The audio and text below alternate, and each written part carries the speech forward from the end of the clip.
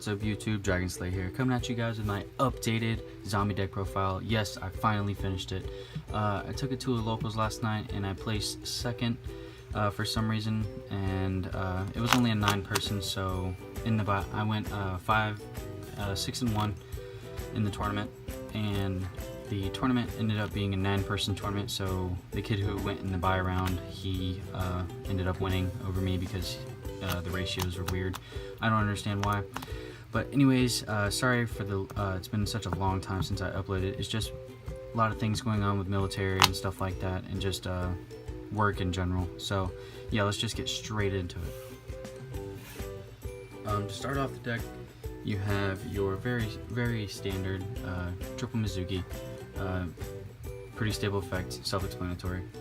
After that, you have your 3 solitaire, self-explanatory. Tribute himself, get a Unizombie out. That's pretty much all you do, and then banish to special summon a Spectral Sword. Then after that, the newly released Summoner Monk. He is at 3. Really crazy card you can do. Really crazy combos you can make with this guy. If you open up him, a spell, and another card. Forgot what it was. Just another card in general. It could be a possible double synchro play if you have the right. Oh, it's a Gofu in your hand. And then for the last 3 of in the deck, you play triple Gofu because this deck needs to be link ready with the deck, with the new format coming out. So yeah, that is it for the 3 ofs. Not really much to explain, just very standard. After that, you're going to be playing the Vendread engine. Very self-explanatory. I explained all of their effects in the last video. But what I want to discuss is double Revenants and double Hound Horde. The ratio can fluctuate. At the last minute, I took out one Hound Horde because to me, Revenants is more relevant in this format because it gives them the quick effect of banishing a monster.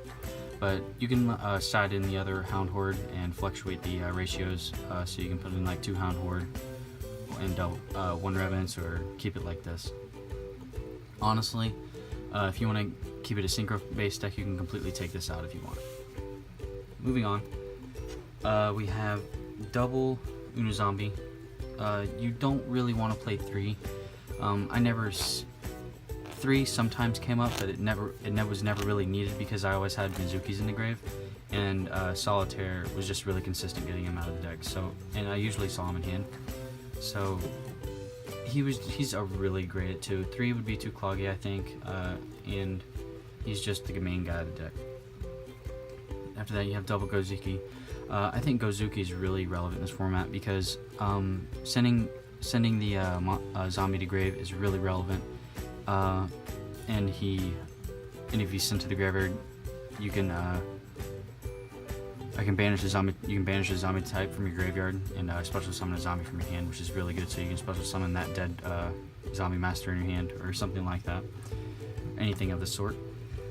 After that, you play your 1-ofs. You play 1 Spectral Sword. She's very good. You don't want to play 2 of her.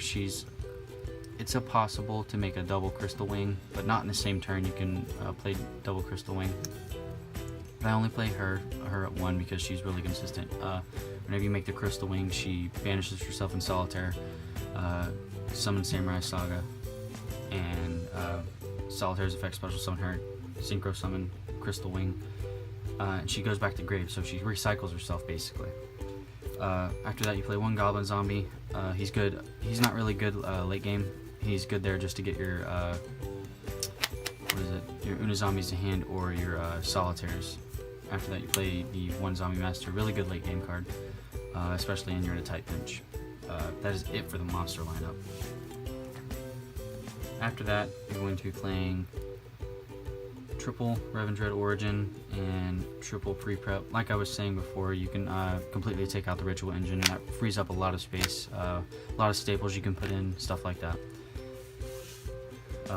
After that, you play double Allure just for draw power, and I don't play 3 just because I don't want to be banishing everything. Yes, you can get everything back with Omega, but if you don't make Omega a whole lot and you're in the grind game, it's just not that great. Double Twin Twister, just good for getting dead stuff out of your hand, like Spectral Sword and popping 2 back row. After that, you play your 1-ofs, you play Foolish Burial, self-explanatory, Burial from a Different Dimension. I don't play 2, even though it's been released off of the ban list recently. You don't play 2 because you get your banished stuff back consistently with Omega, and if you have this set on board, you could, if you have 4 or 5 cards in the graveyard and you have a double Omega on field, you can just get all those cards back on your opponent's turn. It's really broken. I wouldn't play 2, but that's just my opinion. After that, you play 1 Dark Hole because sadly it's at 1, and that is it for the spells. You can play Regeki in place of this, but I play Dark Hole because I can only afford a Dark Hole. After that, you play the Solemn Brigade, just the double strike and the 1 warning. You can play, if you take out the Ritual Engine, you can pretty much play the triple strike and 1 warning, but this is how I wanted to play it during the tournament, and I tested a lot, and I just saw that this was the most optimal. Never saw it too much, never wanted to see it more than that. So yeah. Moving on to the extra deck. For the Gofus, you have obviously double Decode Talker and double Proxy Dragon. This ratio is good. I usually don't ever see the second Decode, but he does come up.